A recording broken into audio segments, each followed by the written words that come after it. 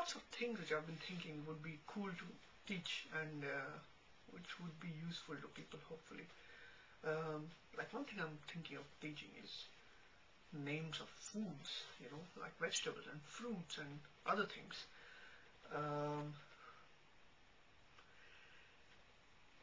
Then, just like regular stuff, talk about the weather. Like today it's sunny.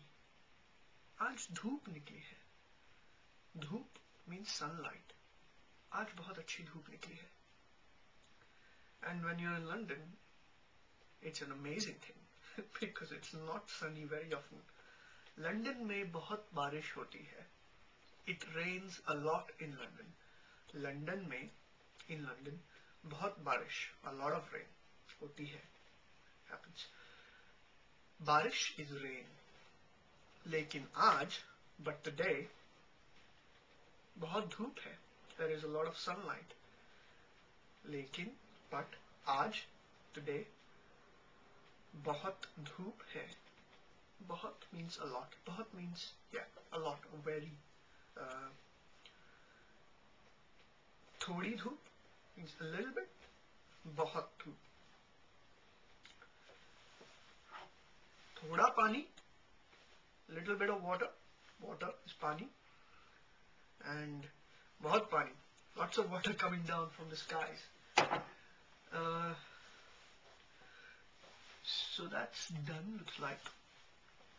So there are a lot of things I could teach. I would really, like to know what people want to be taught and would find useful. Because, I'm not a professional language teacher or anything of that sort. I'm just doing this for fun, like it's a no-brainer for me. Like it's so easy for me to just talk and just share what I know, because these are this is my native language, and my English is not too bad. So combining the two, I think I might be able to help people learn a new language. Language is called bhasha, by the way, in Hindi. Bhasha, B-H-A-S-H-A, bhasha. मैं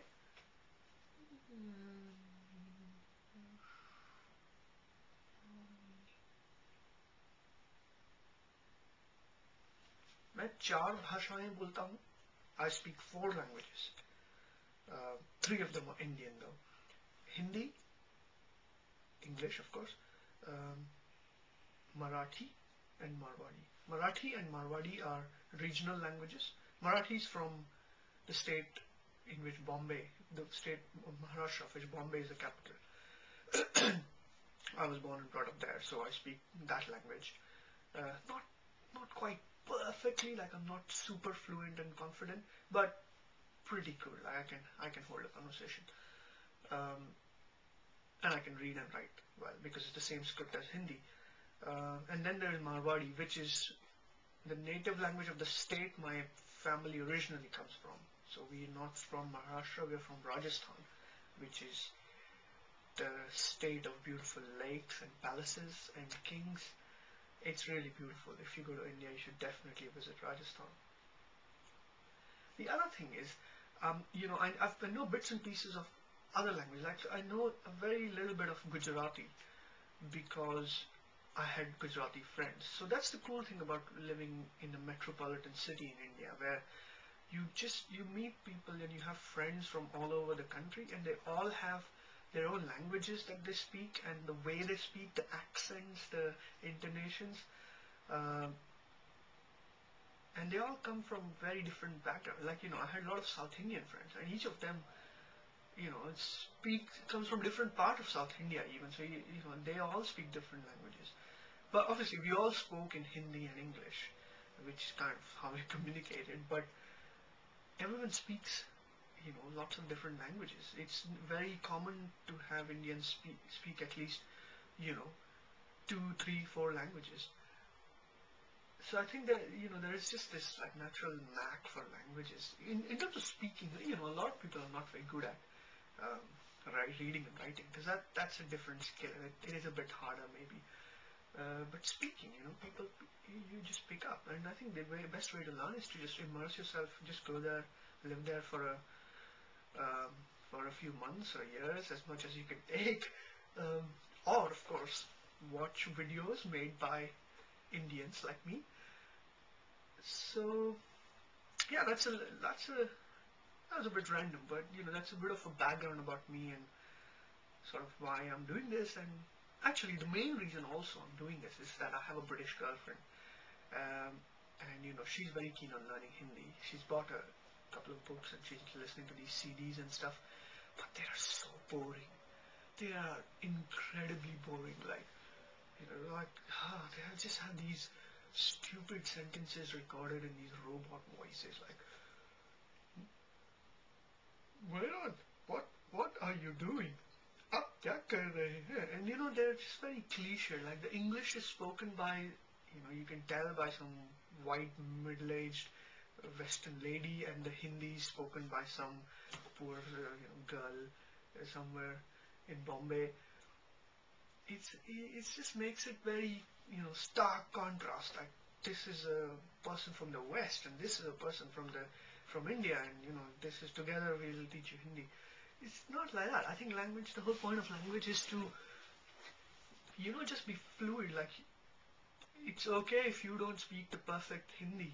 It's the point is communication, and that's what I want to teach people to do, like communicate in Hindi, not necessarily speak the perfect grammar Hindi. Even Indians don't do that. I mean, my friends who are not like from North India, they dramatically their Hindi is terrible. Like, they wouldn't pass their Hindi exams in school. So that it needs to be fun. And the language evolves. When new people speak the language from different places, they make up their own words and they make up new rules, and I think that's the fun part of a language. Like, you don't, of course, you can't completely break up a language, and like the way kids speak English now, it's just a new language. Like, you don't understand what the hell they're talking, the way they spell, the whole SMS spelling, and whatever. It's that kind of thing is annoying, but it's okay, I think, because that's how language moves forward. That's how it evolves into new things, and I think that's how it's always been. It's just probably accelerating a bit more with all the new sort of communication technologies. So I think that's okay. Like, even in India, we don't speak in pure Hindi. If you went out and spoke pure Hindi, people will laugh at you and they will not understand you. Like, everyone speaks what we call English, which is a mix of Hindi and English and some other random Indian languages thrown in. Like, when I'm talking to my friends from back home or my family on the phone, people who are not from India, my friends, other friends here, and my girlfriend, she's just like looking at me and hearing what was that? What were you saying? Because I could hear some words I could understand, like, okay, fine, train, just like lots of English words. I mean, one thing is that for a lot of them, there aren't really Hindi equivalents. So you just say the English word. And the others, I don't know why, but somehow it's not been in our culture to say those words so much, the Hindi words. So we kind of just like, yeah, you've been using the English words for those. So yeah, definitely recommend a trip to India, because that's kind of what will give you like a taste of what it's actually like to be there and to actually speak the language of the locals. Because there's so much slang, and that's the fun part. Once I've covered like a lot of the basics, I would like to do a bit of slang and stuff. So yeah, I think that's all for today, and thanks a lot for watching. I will try and put up more stuff as much as I can. I'm going to write some articles and do some word of the day, kind of sentence of the day kind of things as well, so that people can actually keep coming back for more and pick up more things. So yeah, I'm Rishi. Check out my site hindipedia.com, which is HINDIPEDIA, like Wikipedia but for Hindi.